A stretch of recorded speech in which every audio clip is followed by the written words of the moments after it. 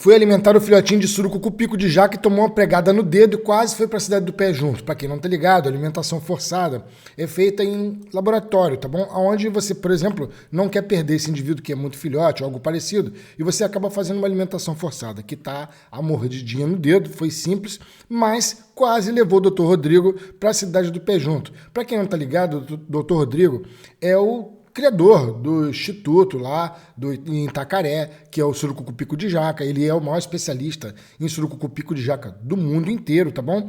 E, sem querer, num acidente, acabou acontecendo o fato dele ser mordido e quase ir a óbito. Ele é pai do Gabriel do Núcleo Serra Grande. Vocês devem saber, devem lembrar de quem é.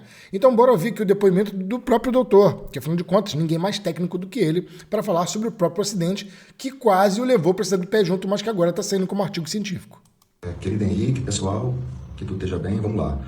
Eu tive um acidente com surucucu em maio do ano passado.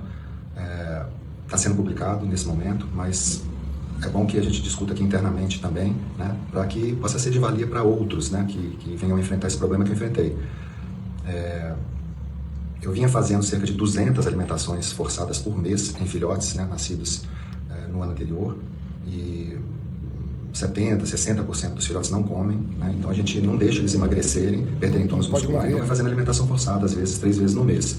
Então teve mês eu fazia 200. Né, numa dessas, em maio, eu me acidentei, eu tive minha parcela de culpa, eu estava trabalhando com lanterna de cabeça, estava trabalhando sozinho, que é o principal erro que eu cometi, e foi por pouco. Né? Então, vou descrever rapidamente o que houve para a gente, né, para que isso seja de valia para outros. Eu fui picado no indicador da mão esquerda, né? Eu vou mandar umas imagens aí para o Henrique, e muito cedo no dia, o sol não tinha nascido ainda, e eu senti imediatamente, pelo nível de dor e pelo sangramento, né, que era uma das picadas ruins, né, que a gente, ao longo do tempo, aprendeu a reconhecer, né, um distúrbio de coagulação praticamente imediato, dor, né, não a dor da perfuração pela presa, mas uma dor diferente, e eu sabia o que estava fazendo, né, eu já tinha visto o potencial letal desse acidente, num acidente que houve aqui com um biólogo, 2008, se não me engano, e em questão de poucos minutos, ele estava com pressão 6/4, bradicárdico, frequência cardíaca 50, 40, caindo, e na época eu tinha tudo para levantar a pressão dele lá no local, foi o que eu fiz, soro, efortil, atropina, e conduzi ele imediatamente para o Hospital Regional de Ilhéus, onde eu era cirurgião, e conduzi o tratamento lá por 48 horas, né? Foram 20 ampolas e ele sobreviveu, um acidente muito grave, apesar da baixa inoculação. O acidente laquético a gravidade do acidente laquético não é dose dependente, ao contrário de jararacas botops, né? Quanto maior o bicho, pior vai ser o acidente, com surucucu não. E meu acidente comprova isso mais uma vez, né? Acidente com uma única presa, filhote, baixa inoculação, ainda assim me jogou num quadro gravíssimo em poucos minutos. O que ele quer dizer é que, por exemplo, jararaca, quanto mais veneno ela coloca, pior fica a situação. Para surucucu, basta um pouquinho de veneno. E aí vai depender se é muito ou pouco veneno. Qualquer quantidade vai te detonar. Entende? Trabalho, a gente está compartilhando a experiência que eu colhi junto a autoridades, Dr. Julio Guzman, do CESP de Ilhéus, meu colega na UTI do Hospital de Ilhéus, equipe médica mais forte do sul da Bahia, um salve para todos. Houve 2 mortes pré-hospitalares em 2024, em menos de 1 hora, com láqueses, com acidentes laquéticos. Aí deu aquela confusão, a rede fria não funcionou, não, esse pessoal não chegou, essas 2 vítimas não chegaram ao hospital. Não foi soro vencido, soro mal concentrado, nada disso. Né? Por isso é que eu falo com autoridade. Né? A fonte é segura e esse relato de surucucu matando em menos de 1 hora não é novo. Né? Dittmann já relatava isso em 1915. Uma picada na coxa, não sei se houve inoculação intravascular ou não, mas uma picada na coxa matou em 20 minutos. E é o que ia acontecer comigo. Né? Garroteei, e apesar do garrote eu vi que o que ia, além da confusão da intoxicação em si, teve anafilaxia. Eu senti lábio crescendo, eu senti língua crescendo, eu senti tosse, e aí começou a real emergência da coisa, né? Eu tenho na geladeira da minha casa, Henrique vai mostrar aí as imagens, eu tenho uma caixinha, não tem nada na geladeira, tem água, 2 ovos, o negócio tá crítico.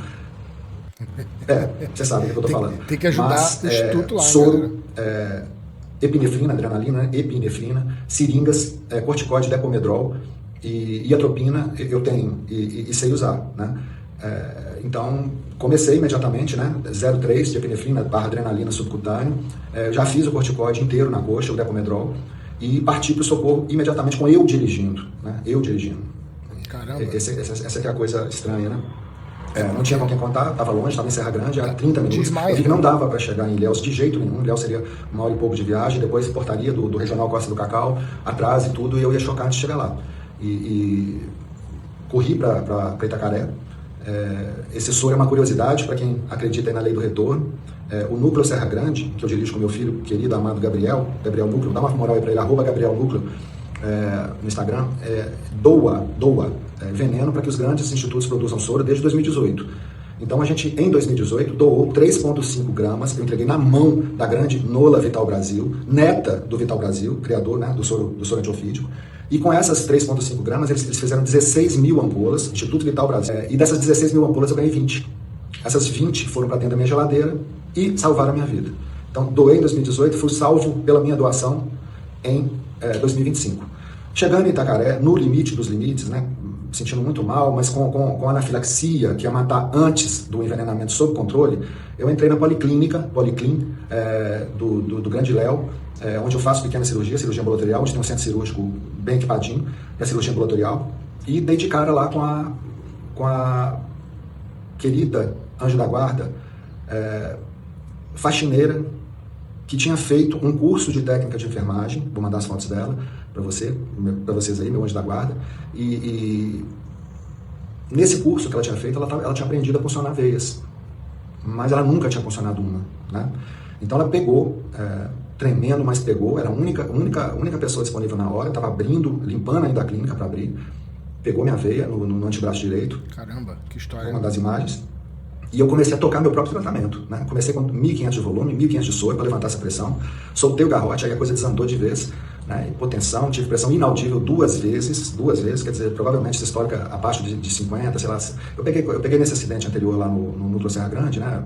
2008, se não me engano, pressão de 6/4 e tal. Isso para quem não tem experiência é difícil de mensurar, né? Então eu acredito que estava nessa faixa, mas eu não estava apagado ainda, né? Eu já tinha dado umas vomitadas, um vômito borráceo, aspecto de hemorragia digestiva, mas estava dando para conduzir o caso com coerência, né?